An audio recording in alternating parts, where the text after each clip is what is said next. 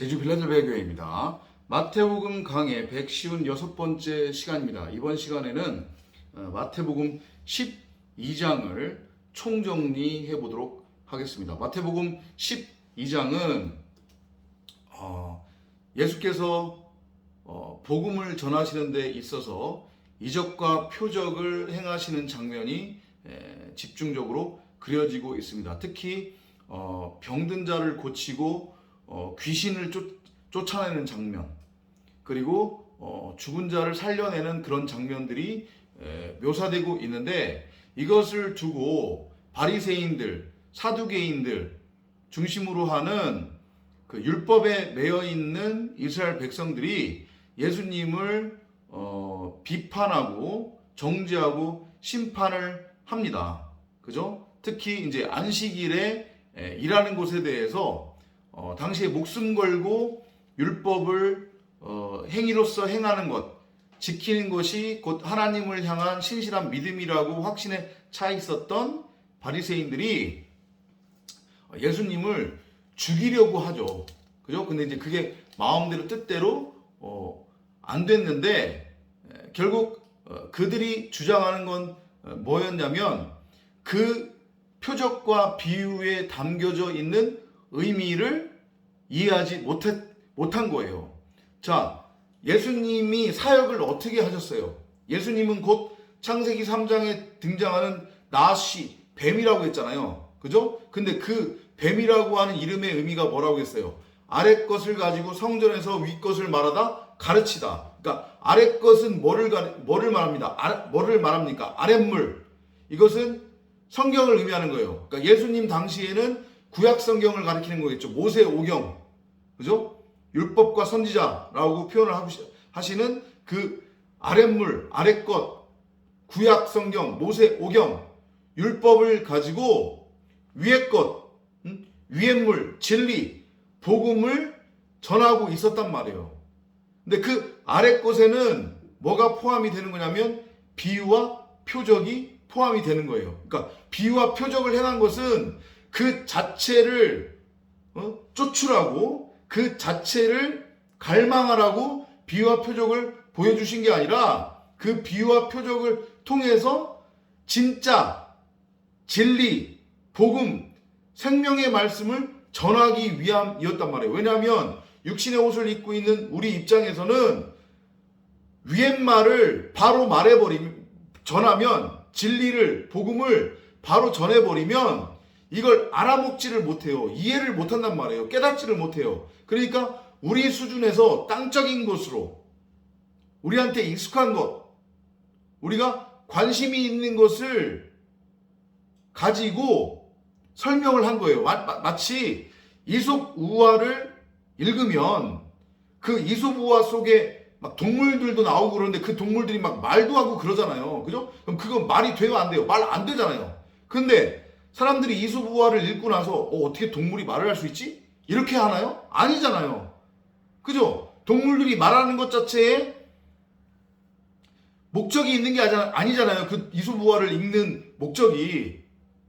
이솝 우화를 읽고서 나도 어떻게 해서든 동물이 사람처럼 말을 할 수 있게 해야겠다, 이렇게 넘어가는 자 없잖아요. 그죠? 그게 아니라 그 안에 담겨진 메시지를 읽어내잖아요. 그죠? 그러니까 비유와 표적을 행한 것도 마찬가지예요. 예수께서 성경 66권을 문자로 준 이유도 마찬가지란 말이에요.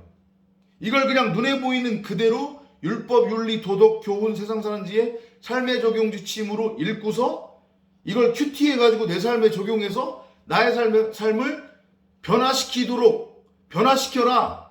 그게 너희가 나를 믿는 것이고 그게 내 말에 순종하는 삶이다. 이렇게 하라고 주신 게 아니란 말이에요. 비유와 표적도 마찬가지예요. 비유와 표적 자체가 목적이 아니었단 말이에요. 죽은 자를 살려내고 병든 자를 고치고 귀신 쫓아내는 건 다 비유와 표적이 있어요. 너희가 바로 죽은 자들이라고 하는 거, 너희가 바로 병든 상태라고 하는 거, 너희가 바로 귀신 들린 자라는 것을 알고 깨달아라. 그러면 우리가 죽은 시체, 죄와 허물로 인하여서 우리가 죽은 존재, 그리고 우리가 병든 자, 우리가 귀신 들렸다고 하는 것의 의미가 뭐예요? 바로 성경을 동산 가운데에 있는 생명나무를 여러분들 각 사람의 그 동산에 심겨져 있는 그 생명나무 성경 66권을 내 보기에 옳은 대로 내 멋대로 내 소견대로 있지도 않은 선악을 알게 하는 지식나무의 열매로 따먹고 그 지식나무와 하나가 된 상태. 그래서 열심히 선악을 행하면서 육적 가치를 추구하고 있는 그 상태. 그 상태를 성경이 뭐라고 해요? 세상 왕, 세상 임금으로서의 나. 하나님 흉내를 내고 있는 하나님이 되어버린 나. 근데 그걸 뭐라고 합니까? 성경이 죄라고 한단 말이에요. 그걸 죽은 상태, 병든 상태, 귀신 들린 상태라고 해요. 진리의 말씀, 생명나무 전부를 양식으로 먹은 게 아니라 있지도 않은 선악을 알게 하는 지식나무의 열매를 먹고 그 지식나무와 하나가 된 상태. 그 상태가 바로 죄와 허물로 죽은 상태요, 병든 상태요, 귀신 들린 거란 말이에요. 선악의 율법이 바울이 뭐라고 얘기해요? 믿지 않는 자들 가운데서 역사하는 악령이라고 한단 말이에요. 그걸 알아먹으라고 죽은 자도 살려내는 비유와 표적, 병든 자를 고치는 비유와 표적, 귀신 들린 자를 쫓아내는 비유와 표적을 보여주신 거란 말이에요.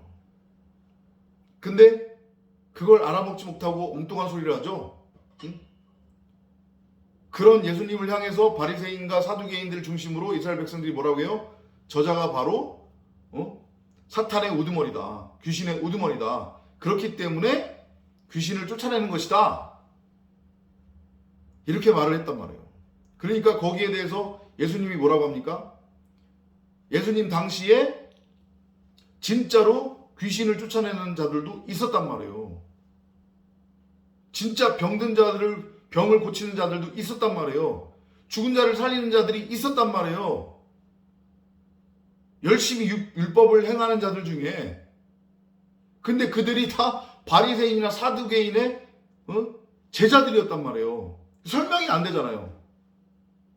그죠? 지금도 마찬가지예요. 한국 교회뿐만 아니라 무당들이나 저기 뭐 태백산 산 깊은 곳 계룡산 아래 가보면 이단들은 두말할 나위 없고 스님들도 그렇고 랄랄라 따따따 방언도 하고 귀신도 쫓아내고 진짜 귀신 쫓아내고 병든 자 고치고 그런다니까요. 그러면 그들이 복음을 믿고 복음을 믿는 거냔 말이에요. 아니란 말이에요. 예수님이 그 말씀을 하시는 거예요. 비유와 표적, 그것은 바로 위의 것을 설명하기 위한 도구였단 말이에요. 모형과 그림자였어요. 율법 선생이었어요. 몽학 선생이었단 말이에요. 근데 이를 알아먹지 못하고 여전히 율법 타령하면서 안식일에는 반드시 예배를 드려야지. 그게 신앙이지. 그게 믿음이지. 그러고 있었단 말이에요. 지금 한국 교회처럼. 그런 자들을 향해 예수님이 뭐라고 말씀하세요? 너희야말로 진짜 귀신 들린 거고 너희가 바로 마귀 사탄 귀신의 우두머리다. 이 말씀을 하시는 장면이 바로 마태복음 12장이다. 이렇게 여러분들이 이해를 하시면 됩니다. 성경에 나오는 죽은 자의 의미, 병든 자의 의미, 그리고 귀신 들린 자의 의미, 이제 아시겠죠? 그 죽은 자, 병든 자, 귀신 들린 자를 치유하는 것, 치유하고 살려낸다고 하는 것의 의미도 이제 아시겠죠? 비유와 표적이었습니다. 달을 가리켰더니 달은 안 바라보고 손가락을 바라보면 안 되는 거예요. 그러면 큰일 나는 겁니다. 영원히 지옥에 갇혀서 그 지옥에서 나오지 못한다는 거 명심하시기 바랍니다. 그러니까 뭐 그런 은사 집회니 뭐니 이런 거 쫓아다니지 마세요. 어차피 이 육신은 언젠가는 죽고 병들고 한단 말이에요. 근데 이걸 이걸 고쳐서 뭐 하겠냔 말이에요.